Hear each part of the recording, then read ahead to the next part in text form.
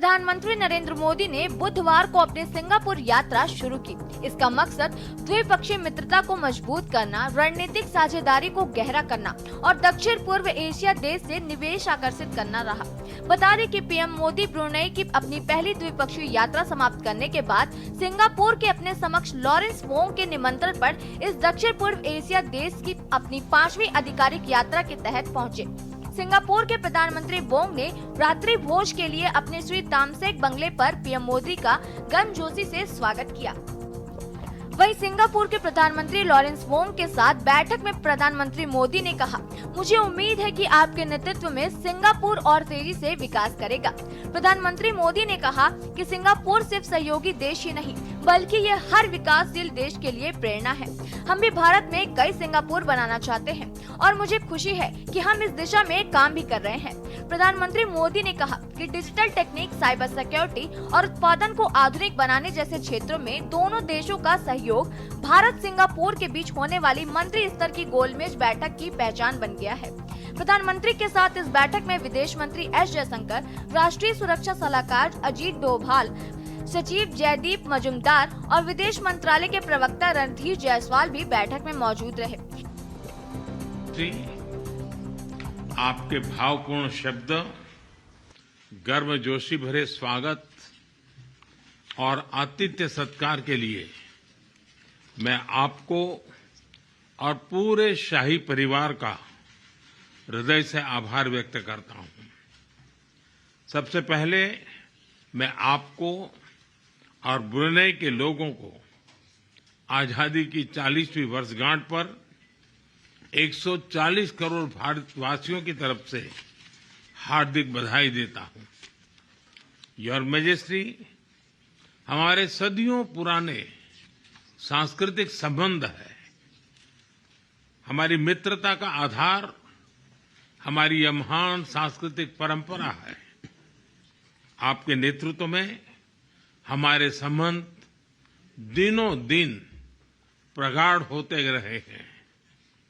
2018 में हमारे गणतंत्र दिवस पर मुख्य अतिथि के रूप में आपकी भारत यात्रा की स्मृतियां आज भी भारत के लोग बहुत गौरव के साथ याद करते हैं।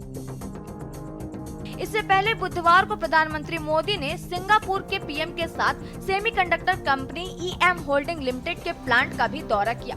प्रधानमंत्री ने सिंगापुर के राष्ट्रपति षणमुगरत्नम और वरिष्ठ मंत्री गो चोक तोंग और विभिन्न कंपनियों के सीईओ से मुलाकात भी।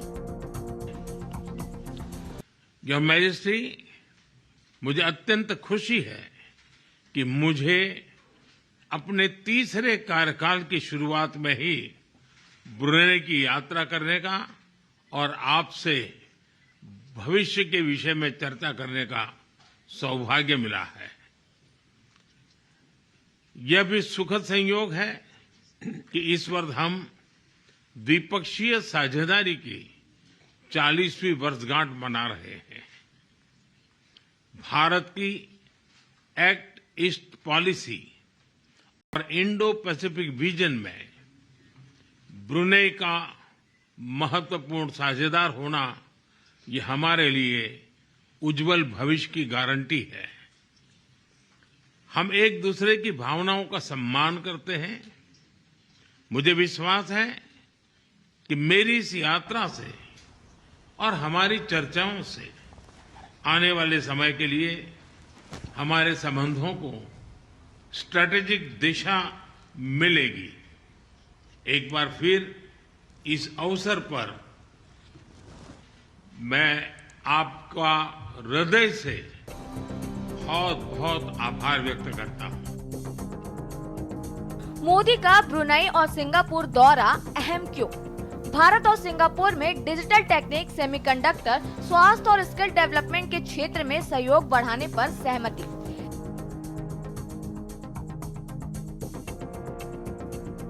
सेमीकंडक्टर, स्वास्थ्य और स्किल डेवलपमेंट जैसे क्षेत्रों में भी सहयोग बढ़ेगा। मौजूदा समय में भारत का पूरा जोर एक्ट ईस्ट पॉलिसी पर है।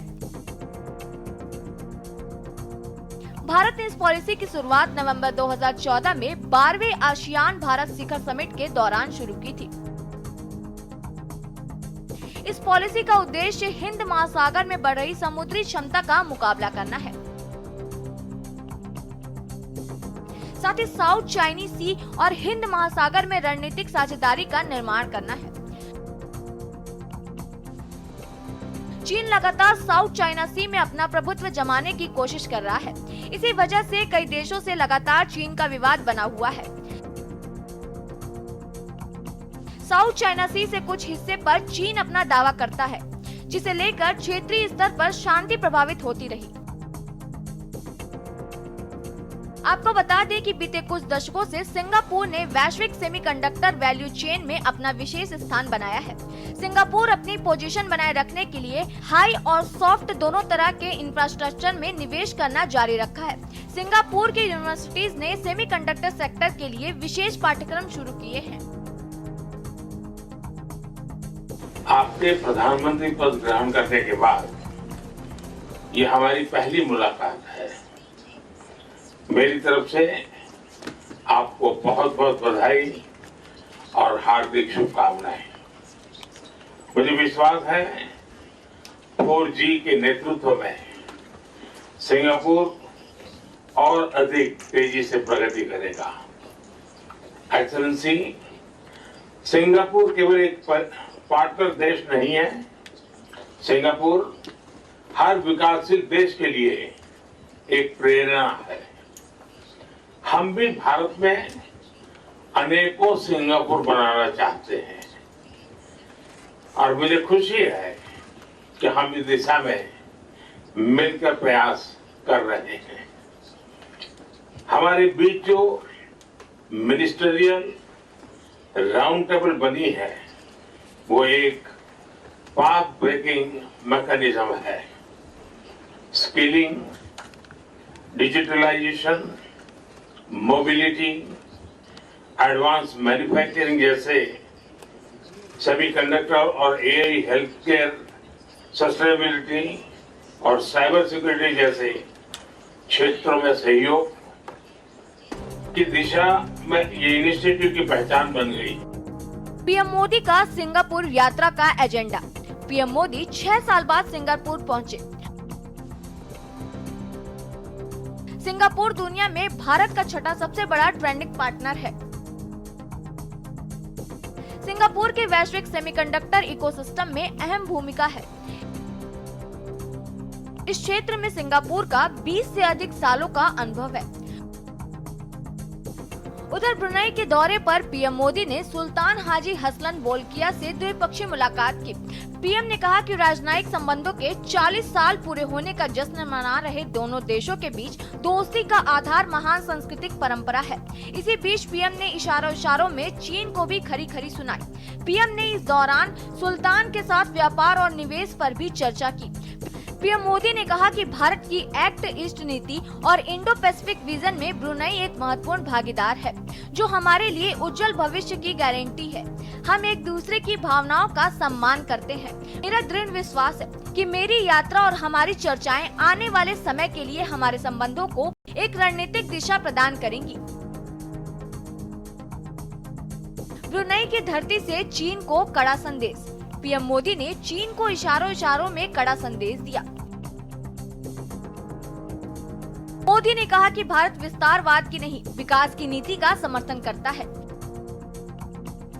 ब्रुनेई दक्षिण चीन सागर के दक्षिण में स्थित है, जिस पर लगभग पूरी तरह से बिजलिंग का दावा है।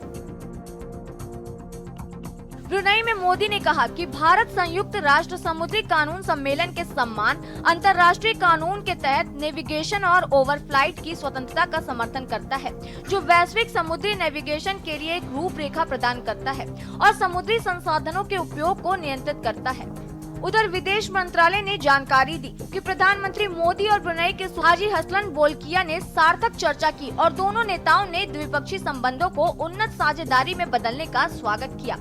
दोनों नेताओं ने कई मुद्दों पर चर्चा की, जिसमें रक्षा, व्यापार और निवेश, अंतरिक्ष प्रौद्योगिकी, स्वास्थ्य और फार्मास्यूटिकल्स, क्षमता निर्माण, संस्कृति और लोगों के बीच आपसी संबंधों के क्षेत्रों पर भी विचार विमर्श हुआ। स्पेशल डेस्क के न्यूज इंडिया।